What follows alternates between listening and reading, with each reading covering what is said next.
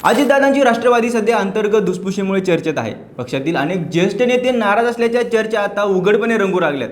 परिणामी राजकीय घडामोडींना वेग आलाय आणि दोन्ही गटातील नेत्यांचा वर्षावरील राबता देखील वाढलाय। त्यातच आता राष्ट्रवादीच्या गोटातून आणखी एक मोठी बातमी समोर येते, ती म्हणजे महाराष्ट्राच्या राजकारणात आता बिहार पॅटर्न पाहायला मिळणार का? कारण निवडणुकीचे चाणक्य म्हणून ओळखले जाणारे प्रशांत किशोर यांचं नाव आता दादांच्या राष्ट्रवादीसोबत जोडलं जाते। दुसरीकडे अजितदादांचं गुलाबी कॅम्पेन गाजवणारे नरेश अरोरा अचानक चर्चेबाहेर गेल्याचं बोललं जातंय। त्यामुळे पक्षात नेमकं काय सुरू आहे? रणनीती बदलतेय का? खरंच राष्ट्रवादीची धुरा आता प्रशांत किशोर यांच्याकडे जाणार का? आणि अजितदादांचे गुलाबी कॅम्पेन गाजवणारे नरेश अरोरा बाहेर का झालेत? सगळं जाणून घेऊया त्या व्हिडिओच्या माध्यमातून। नमस्कार, मी अमोल जाधव आणि तुम्ही पाहताय लगाव बत्ती। लोकसभा आणि विधानसभा निवडणुकीनंतर आता पुन्हा सर्वच राजकीय पक्ष 2029च्या विधानसभा निवडणुकीच्या दिशेने वाटचाल करताना दिसत आहेत। परिणामी महाराष्ट्राच्या राजकारणात अनेक मोठ्या घडामोडी वेगाने घडताना दिसत आहेत। त्यातच आता राष्ट्रवादी काँग्रेसच्या गोटातून समोर आलेल्या एका गुप्त बैठकीने राजकीय वर्तुळात खळबळ उडवली आहे। 19 मे रोजी सकाळी राष्ट्रवादी काँग्रेसच्या राष्ट्रीय अध्यक्षा सुनेत्रा पवार आणि खासदार पार्थ पवार यांनी देशातील सर्वात चर्चित राजकीय रणनीतिकार प्रशांत किशोर यांच्यासोबत एक महत्त्वाची बैठक घेतल्याची माहिती समोर आली। ही केवळ साधी राजकीय भेट नव्हती, तर राष्ट्रवादीच्या भविष्यासाठी आखल्या जाणाऱ्या नव्या रणनीतीची सुरुवात असल्याचं बोललं जाते। विशेष म्हणजे या बैठकीत आगामी काळात प्रशांत किशोर हे अजितदादांच्या राष्ट्रवादी काँग्रेसचे मुख्य रणनीतिकार म्हणून काम पाहणार यावर जवळपास शिक्कामोर्तब झाल्याची चर्चा आता जोर धरते। माध्यमांनी दिलेल्या माहितीनुसार येत्या 2 दिवसात या कराराच्या कायदेशीर प्रक्रिया पूर्ण होण्याची शक्यता आहे। तर 1 जून 2026 पासून प्रशांत किशोर यांची टीम अधिकृत राष्ट्रवादीसाठी मैदानात उतरणार असल्याचं बोललं जाते। त्यामुळे आधीच अंतर्गत नाराजी, गटबाजी आणि नेतृत्वाच्या प्रश्नांनी हादरलेल्या राष्ट्रवादी काँग्रेसमध्ये आता मोठे बदल होणार का याकडे संपूर्ण राज्याचं लक्ष लागलंय। कारण अजित पवार यांच्या निधनानंतर पक्षासमोर केवळ सहानुभूतीची लाट टिकवण्याचं आव्हान नाहीये, तर पक्षाचं अस्तित्व आणि भविष्यातील नेतृत्व वाचवण्याचं ही मोठं संकट उभं टाकलंय।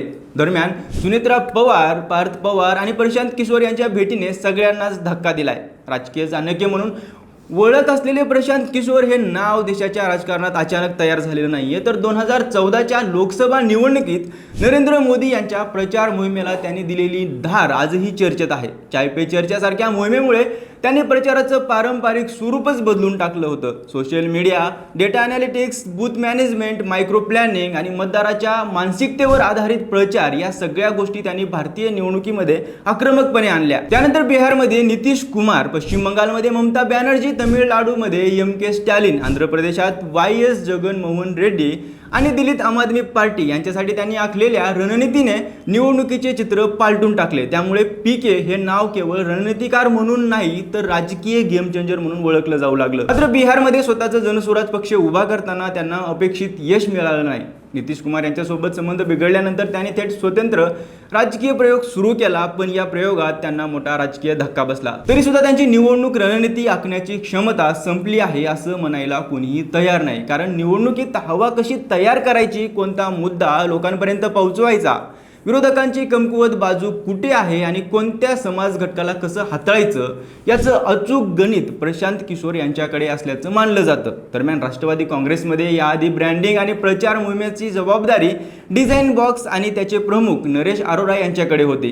राजस्थान आणि कर्नाटकमध्ये काँग्रेससाठी मोठं काम केलेल्या नरेश अरोरा यांनी अजितदादाच्या पक्षाची प्रतिमा नव्याने उभी करण्याचा प्रयत्न केला होता। विशेष म्हणजे महाराष्ट्रात प्रचंड चर्चेत राहिलेले गुलाबी कॅम्पेन हे त्यांचंच डोकं मानलं जातं। लाडकी बहीण योजनेच्या प्रचारावेळी अजितदादा गुलाबी जॉकेटमध्ये फिरताना दिसायचे।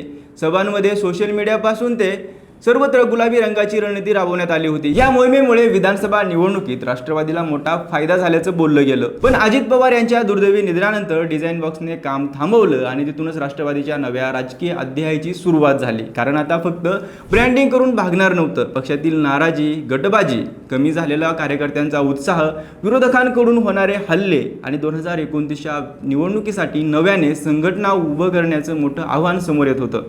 आणि म्हणूनच सुनेत्रा पवार आणि पार्थ पवार यांनी थेट प्रशांत किशोर यांच्याकडे धाव घेतल्याचं बोललं जातंय। विशेष म्हणजे प्रशांत किशोर यांची एंट्री ही केवळ प्रचारापुरती मर्यादित राहणार नाहीये अशी चर्चा आहे। बूथ लेव्हलपासून जिल्हा स्तरापर्यंत पक्षाची संपूर्ण पुनर्बांधणी नाराज नेत्यांचे व्यवस्थापन, तरुण मतदारांपर्यंत पोहोचण्यासाठी नवीन डिजिटल रणनीती, महिलांमध्ये पुन्हा पकड मजबूत करणं आणि ग्रामीण भागात हरवलेला जनाधार परत मिळवणं, अशा अनेक स्तरावर पीके टीम काम करू शकते असं मानलं जाते। त्यामुळे आगामी काळात राष्ट्रवादी काँग्रेस पूर्णपणे नव्या अवतारात दिसू शकते।